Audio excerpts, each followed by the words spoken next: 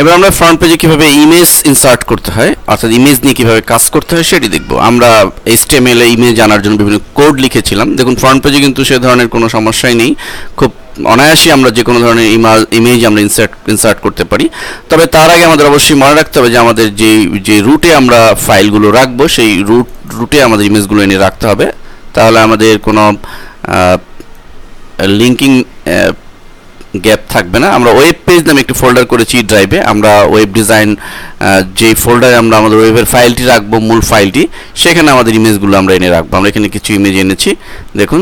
দেন আমরা Microsoft front পেজে এখানে রয়েছে ইনসার্ট পিকচার ফ্রম ফাইল, অথবা আমরা ইনসার্ট মেনু থেকেও নিয়ে আসতে পারি পিকচার ফ্রম ফাইল। আমরা MS ওয়ার্ডের হুবহু একই সেম কাজই এখানে রয়েছে। আমরা এখান থেকে যে কোনো ইমেজ আনতে পারি। সাপোজ আমরা ইমেজেস এই ফাইলটি আনছি, দেখুন লক্ষ্য করুন ইমেজটি এখানে ইনসার্ট হয়েছে।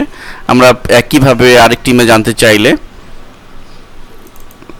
দেখুন অলরেডি চলে এসছে, এবং আমরা ইচ্ছে করলে ওয়ার্ড এক্সেলের মতো এই ইমেজগুলোকেও আমরা একে মডিফাই করতে পারি, বড় ছোট করতে পারি। আমরা এভাবে ক্লিক করে যখন এর এডিটর আসবে, চারদিকে যে ব্ল্যাক পয়েন্টার আসবে, সেগুলোতে ক্লিক করে ড্র্যাগ করে আমরা ইমেজগুলোকে এভাবে নিয়ে আসতে পারি।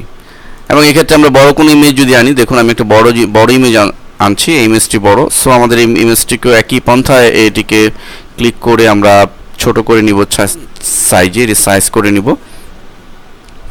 এবং মাইক্রোসফট ফ্রন্ট পেজ আমাদেরকে এডিটিং করার জন্য বা ইমেজকে ফরম্যাটিং করার জন্য দিচ্ছে একটি চমৎকার একটি টুল, সেটি হচ্ছে পিকচার টুলবার। লক্ষ্য করুন এই পিকচার টুলবারের মাধ্যমে আমরা ইমেজকে ফরম্যাটিং করে নিতে পারি, এডিটিং করে নিতে পারি। এটিকে যদি আমরা কোনো ওয়াটারমার্ক ইফেক্ট দিতে চাই, দেখুন এখানে ক্লিক করে আমরা কালারে ক্লিক করে গ্রে স্কেল আমরা এক কালারে চেঞ্জ করতে পারি।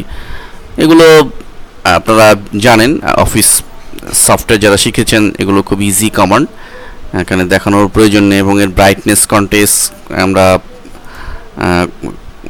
অলরেডি ওয়াশ আউটে ক্লিক করার মাধ্যমে এটি একটা জলছাপ ইফেক্ট দিতে পারছি। এভাবে আমরা ইমেজ ইনসার্ট ফ্রন্ট পেজে করে আমাদের ওয়েবসাইটকে আমরা আকর্ষণীয়ভাবে উপস্থাপন করতে পারি।